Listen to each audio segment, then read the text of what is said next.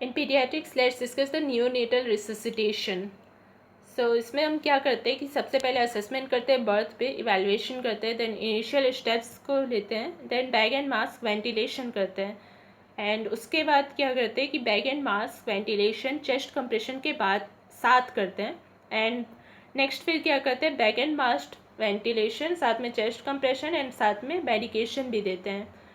तो ये जो लास्ट के 2 स्टेप्स हैं वो ज़्यादातर केसेस में रिक्वायर्ड नहीं होते, सिर्फ 1% केसेस में रिक्वायर्ड होते हैं, लेकिन जो शुरू के 3 स्टेप्स हैं वो 1 मिनट के अंदर किए जाने चाहिए, जो कि 99% ऑफ केसेस में रिक्वायर्ड होते हैं अगर वो केस होता है तो 1 मिनट के अंदर ये करना है, और इसको कहा जाता है first golden minute of resuscitation, that is FGM। तो ये प्रोटेक्ट करता है एस्फाइक्सियल इंजरी से। सो फर्स्ट 3 स्टेप्स क्या होते हैं? Assessment at birth, that is evaluation, then initial step and bag and mask ventilation. तो इसको हम डिस्कस करेंगे।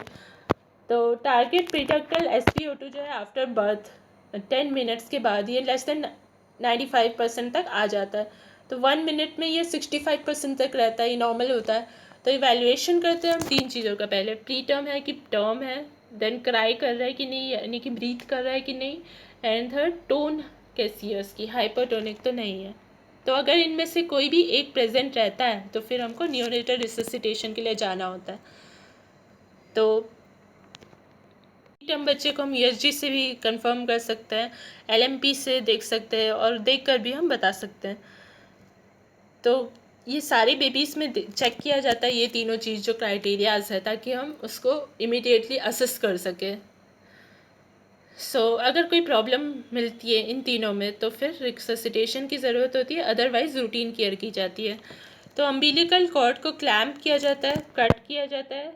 नियोनेटल रिससिटेशन के लिए स्टेप्स जो हैं, पहले क्लैम्प और कट तो नॉर्मल प्रोसीजर हुआ, फिर ट्रांसफ़र कर देते हैं हम न्यूबॉर्न केयर कॉर्नर में। ये क्या होता है? ये डेजिग्नेटेड कॉर्नर होता है लेबर रूम पे, जिसमें रिससिटेशन होता है, ऑक्सीजन वार्मर प्रेजेंट होता है, रिससिटेशन के लिए स्पेशली बनाया जाता है, ऑक्सीजन वार्मर वहाँ पे रहता है, एंड सक्शन फैसिलिटीज़ सब अवेलेबल रहती हैं। देन इसमें हमने न्यूबॉर्न केयर कॉर्नर में ट्रांसफ़र कर दिया, उसके बाद हम इनिशियल स्टेप्स को स्टार्ट करेंगे। तो इनिशियल स्टेप्स में क्या करना होता है? फर्स्ट वार्मर को हम सेट करते हैं 36.5 डिग्री सेल्सियस पे, फिर उस पर बच्चे को रखते हैं, देन पोजीशन उसकी पोजीशन करेक्ट रखते हैं उसमें, देन थर्ड सक्शन करते हैं माउथ एंड नोज से, देन फोर्थ ड्राई करते हैं, एंड फिफ्थ स्टिमुलेट करते हैं। तो ये सारे स्टेप्स जो है ना वो with in 30 seconds of birth हो जाने चाहिए। देन स्टिमुलेट कर दिया हमने। तो इवैल्यूएशन तो 2 बार होता है, एक फर्स्ट एट बर्थ होता है, एंड उसके बाद इनिशियल स्टेप्स के बाद भी इवैल्यूएट करना हमको हो गया है ठीक से कि नहीं। तो इसमें हमको रेस्पिरेटरी रेट देखना है, हार्ट रेट देखना है। तो हार्ट रेट ना कभी भी बर्थ पे नहीं देखा जाता है, सिर्फ इनिशियल स्टेप्स के बाद ही देखा जाता है। और अगर कोई रेस्पिरेशन नहीं हो रहा है, एवेल्यूएशन करने पे हमको ये दिख रहा है कि रेस्पिरेशन नहीं हो रहा है, या बच्चा गास्प कर रहा है, या फिर हार्ट रेट लेस देन 100 पर मिनट है after having done initial steps, तो हार्ट रेट क्योंकि पहले तो देखना नहीं है, इनिशियल स्टेप्स के बाद ही देखना है। तो ये तीनों चीज़ों में से अगर कोई भी एक है तो फिर हमको बैग एंड मास्क वेंटिलेशन करना होता है। Then effective bag and mask ventilation के साइंस क्या होते हैं? ये 30 सेकेंड्स के लिए किया जाता है। तो इसमें एक साइन होता है, सबसे अच्छा साइन जो होता है, सबसे जल्दी जो साइन मिलता है वो हार्ट रेट इंक्रीज़ होने का मिलता है, अर्लीस्ट साइन। देन और साइंस क्या होता है? कलर इंप्रूवमेंट होगा, ब्लू से पिंक हो जाएगा। Then chest rise and fall दिखेगा जब कर रहे होंगे हम ventilation, and spontaneous breathing start हो जाएगी।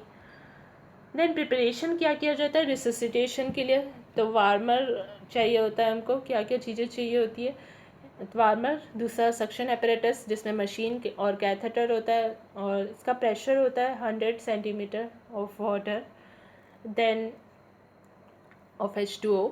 देन ऑक्सीजन के लिए सिलेंडर होता है, एम्बू बैग होता है, साथ में फेस मास्क होता है। स्मॉल वाला होता है फेस मास्क प्री टर्म के लिए, एंड बिग वाला होता है फुल टर्म के लिए, and 2 big sized cotton clothes होते हैं बेबी को रैप करने के लिए। देन शोल्डर रोल होता है जिसको फोल्ड करते हैं हम, रोल करते हैं, टेप से स्टिक कर देते हैं। देन क्लॉक हमको ज़रूरत होती है, क्लॉक देखने के लिए, रेस्पिरेटरी रेट वगैरह, एंड जिसमें सेकेंड्स हैंड हो, एंड ट्रेन पर्सन की ज़रूरत होती है, एंड कॉर्ड क्लैम्प की ज़रूरत होती है क्लैम्प पर कट करने के लिए। देन हमको स्टेप्स क्या करने होते हैं, टर्न ऑन करते हैं हम वार्मर को, फिर सेट करते हैं टेम्परेचर को 36.5 डिग्री सेल्सियस पे, 2 कॉटन क्लोथ रखते हैं हम फिर उसके ऊपर, एंड हैंड वॉश करके फिर ग्लव्स पहनते हैं, प्रिपरेशन को चेक करते हैं सब ठीक है कि नहीं। देन रिसीव करते हैं बेबी को ट्रे में, उसमें एक क्लॉथ रहता है पहले। देन यहाँ पे ये एम्बू बैग का डायग्राम है, मास्क इसमें टाइट होना चाहिए, ऑक्सीजन यहाँ से देते हैं दूसरे साइड से, एंड इसमें फंक्शनिंग को चेक करने के लिए सेल्फ फिल्ट्रेशन देखते हैं एक तो प्रेशर फील करना होता है हैंड पे, दूसरा चीज़, एंड एम्बू बैग का एक और फंक्शनिंग चेक कैसे करते हैं, प्रेशर रिलीज़ हो रहा है कि नहीं वाल्व से, ये देखते हैं। तो बेबी को हमने ट्रे पे रिसीव कर लिया, फिर एक क्लॉथ को रख के हम रिसीव करते हैं ना ट्रे में। तो अच्छा, एक चीज़ और इम्पॉर्टेंट होती है कि मदर के रिस्क फैक्टर को हम देख के कई चीज़ें पता कर सकते हैं, तो ये हमको चेक कर लेना चाहिए पहले से, जिससे हम प्रिपेयर्ड रहें। तो हमने ट्रे पे रिसीव किया था बेबी को एक क्लॉथ रख के, फिर उसको हम वार्मर पे रख देते हैं जिस पे ऑलरेडी एक क्लॉथ रहता है। तो ऑन साइड या फिर हेड एंड पे हम खड़े होते हैं अपने को, है ना, हेड एंड पे खड़े होना है या फिर साइड में। देन हमको शोल्डर रोल रखना होता है शोल्डर के नीचे, फिर उसके बाद सक्शन करना होता है।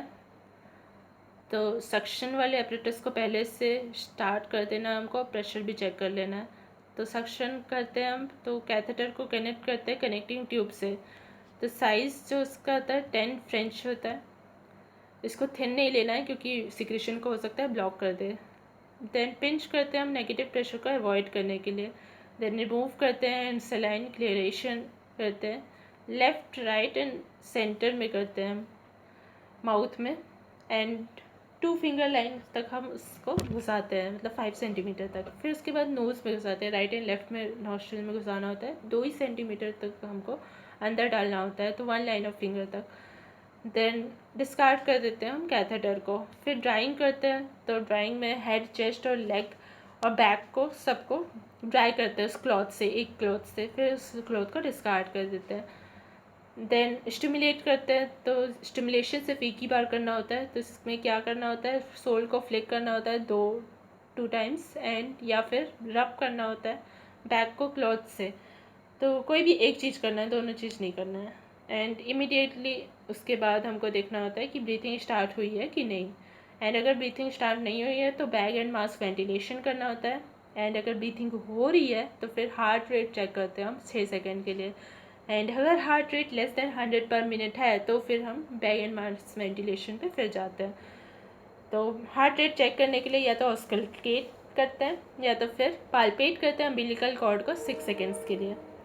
Then bag and mask ventilation के लिए एम्बू बैग को यूज़ करते हैं, तो फिक्स करते हैं इसको नोज़ को कवर करते हुए, माउथ को कवर करते हुए और जिनके अपर पार्ट को कवर करते हुए, एंड चेक करते हैं चेस्ट के राइस को, ब्रीथिंग स्टार्ट हुई है कि नहीं, एंड हार्ट रेट को एंड कलर को। तो 30 सेकेंड्स में ब्रीथिंग स्टार्ट हो जाना चाहिए, एंड अगर इवन नेक्स्ट एवरी 30 सेकेंड्स में हमको चेक करना होता है कि ब्रीथिंग स्टार्ट हुई है कि नहीं, ब्रीथिंग और हार्ट रेट को। एंड इसका स्टॉपिंग क्राइटेरिया क्या होता है कि स्पॉन्टेनियस ब्रीथिंग होने लगी है, पिंक कलर का हो गया है बच्चा, and heart rate greater than 100 पर मिनट आ गया है, तो सारे 3 होने चाहिए तभी हमको स्टॉप करना है। एंड अगर ब्रीथिंग स्टार्ट हो गई है बट रिट्रैक्शंस हैं तो फिर हमको ऑक्सीजन स्टार्ट करना होता है एंड CPAP। एंड अगर कोई ब्रीथिंग नहीं है, स्टार्ट नहीं हुई है इवन आफ्टर 15 to 20 मिनट्स, तो हमको एंडोट्रैकियल इंट्यूबेशन देना होता है, दैट इज़ मैकेनिकल वेंटिलेशन। अभी तक हम मैनुअल वेंटिलेशन दे रहे थे, तो हम कितने देर तक मैनुअल दे सकते हैं, नहीं दे सकते, इसलिए मैकेनिकल पे शिफ्ट कर देते हैं अगर कोई ब्रीथिंग नहीं हो रही है तो ऑक्सीजन ट्यूब को हम एम्बो बैग में भी कनेक्ट करते हैं, ऑक्सीजन ट्यूब भी कनेक्ट किया जाता है एम्बो बैग में सिलेंडर पे, एंड 5 लीटर पर मिनट उसका ऑक्सीजन दिया जाता है, पर ये ज़रूरी नहीं होता है। तो ब्रेथ गिविंग पे हमको फोकस करना होता है बैग एंड मास्क वेंटिलेशन पे। सो ये था न्यूरोनेटल रेसिप्रोकेशन के बारे में। Thanks for watching.